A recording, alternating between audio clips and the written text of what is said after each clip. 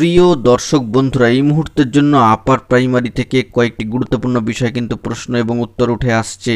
বাকিদের সবার কাউন্সেলিং প্রসঙ্গে উঠে আসছে দারুণ খবর আপডেট।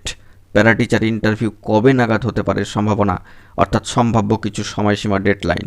মামলা নিয়ে থাকছে বড়সড় একটা ব্রেক থ্রু। অবশ্যই ভিডিওর মধ্যে সবটা তুলে ধরার চেষ্টা করছি। আর্জেন্ট ভিডিও, আর্জেন্ট ভিত্তিতে এই ভিডিওটা তাই আপনাদের জন্য ক্রিয়েট করতেই হচ্ছে। ভিডিওটিকে অবশ্যই শেষ পর্যন্ত ওয়াচ করবেন, চ্যানেলটিকে অতি অবশ্যই সাবস্ক্রাইব করে নিয়ে সঙ্গে থাকবেন।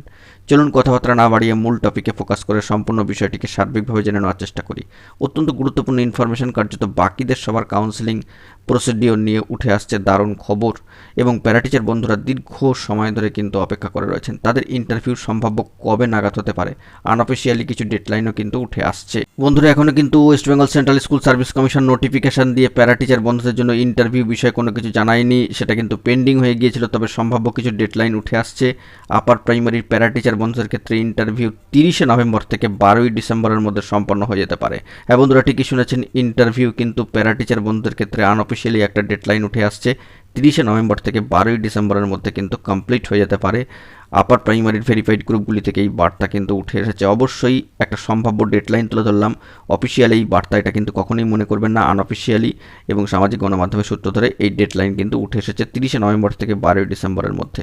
অত্যন্ত গুরুত্বপূর্ণ, এবং কার্যত এই বিষয়কে সামনে রেখে ফের সবার যে কাউন্সেলিং প্রসিডিওর, তো সেক্ষেত্রে উঠে আসছে একটা বড় বার্তা। ইতিমধ্যে আপনারা সকলে জেনে গিয়েছেন 5-6 দিনের যে কার্যক্রম কাউন্সেলিং প্রসিডিওর নিয়ে সুষ্ঠুভাবে সম্পন্ন হয়েছে। অনুপস্থিতির হারের সংখ্যা পার্সেন্টেজে বেড়েছে, এবং সব মিলিয়ে দেখতে গেলে সেকেন্ড ফেজ 2 কিন্তু শুরু হতে চলেছে।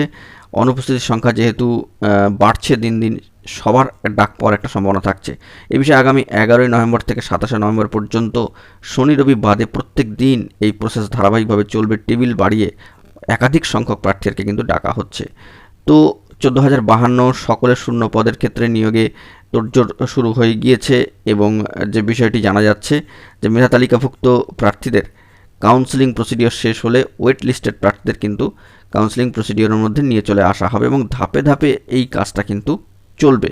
এই বিষয়ে দুশ্চিন্তা করার কোনো জায়গা নেই। একাধিক ফেজ কিন্তু হয়ে যেতে পারে। তো সবার চাকরির ক্ষেত্রে বা বাকিদের সবার কাউন্সেলিং প্রসিডিওরের ক্ষেত্রে যারা এমপ্যানেলড এবং যারা ওয়েট লিস্টেড সকলকেই বোঝাচ্ছে 14,052, যা কোর্ট অর্ডার অনুযায়ী উল্লেখিত হয়েছে। তো এই বিষয়ে সম্মানীয় স্কুল সার্ভিস কমিশনের চেয়ারম্যান সাহেব সম্মানীয় সিদ্ধার্থ মজুমদার মহাশয় বলছেন, আমরা মহামান্য আদালতের নির্দেশে কাউন্সেলিং দ্রুত শুরু করেছি। প্রথম পর্বে কাউন্সেলিং সম্পন্ন হয়েছে। 500রও বেশি চাকরি প্রার্থী অনুমোদনপত্র গ্রহণ করেছেন।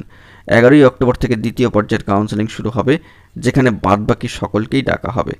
তো লিস্টেড প্রার্থীদের সকলের ডাকার পরেই কিন্তু বাকি যারা রয়েছেন তাদেরও সকলের ডাক পড়বে, যেহেতু কোর্ট অর্ডারে বিষয়টি রয়েছে, এবং স্কুল সার্ভিস কমিশন ইনিশিয়েটিভ নিয়ে এই কার্যক্রমটাকে সম্পন্ন করছে। তাই দুশ্চিন্তা করার জায়গা নেই।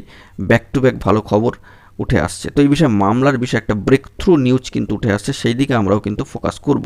বন্ধুরা, এই বিষয়ে একটি তথ্য আপনাদেরকে দিয়ে রাখি যে কয়েকদিন পূর্বে মহামান্য কলকাতা হাইকোর্টের রায়কে চ্যালেঞ্জ করে সর্বোচ্চ ন্যায়ালয়ের শীর্ষ আদালতে কিন্তু মামলা হয়েছিল রাজীব ব্রহ্ম এবং অন্যান্য কিছু মামলাকারীদের তরফ থেকে, এই নিয়োগ প্রসিডিওরটাকে চ্যালেঞ্জ করে যাবতীয় বিষয়কে সামনে রেখে। তো সেই দিক থেকে এই মামলা এসএলপি কার্যত কিন্তু ডিসমিসড হয়ে গিয়েছে, এবং দেখা যাচ্ছে যে 25শে অক্টোবর সর্বোচ্চ ন্যায়ালয় সুপ্রিম কোর্টের সম্মানীয় প্রধান বিচারপতি সম্মানীয় ডিওয়াই চন্দ্রচূড় মহাশয় সাফ জানিয়ে দিয়েছেন যে 14,052টি শূন্য পদের নিয়োগের জন্য আর কোনো মামলা কিন্তু হবে না।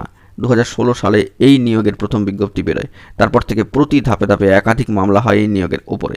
তাই এই নিয়োগের উপর আর কোনো মামলা হবে না। মহামান্য কলকাতা হাইকোর্টের রায়কে মান্যতা দিয়ে গত শুক্রবার শীর্ষ আদালতের সম্মানীয় প্রধান বিচারপতির বেঞ্চ জানিয়েছেন এ বিষয়ে কোনো হস্তক্ষেপ করা যাবে না, ফলে নিয়োগ কিন্তু বাধাহীনভাবেই এগোবে। অর্থাৎ এই মামলার ক্ষেত্রে একটা ব্রেক থ্রু হয়তো এলো। পরবর্তী ক্ষেত্রে কি হবে না হবে সেটা দেখার বিষয়। তবে আপাতত এই যে বার্তা উঠে এলো একেবারে কর্মসংস্থান পত্রিকার হাত ধরে, সেটা কিন্তু আপনাদের মাঝখানে তুলে ধরবার জন্য চেষ্টা করলাম। বন্ধুরা, তাহলে এখন এই পর্যন্তই। গুরুত্বপূর্ণ অথেন্টিক এবং তথ্যবহুল নিউজ আপডেটগুলি পাওয়ার জন্য অতি অবশ্যই তাই আমাদের চ্যানেলটিকে সাবস্ক্রাইব করে নিয়ে সঙ্গে থাকবেন। দেখা হচ্ছে পরবর্তী কোনো ভিডিওতে। ততক্ষণের জন্য ভালো থাকবেন, সুস্থ থাকবেন। ধন্যবাদ।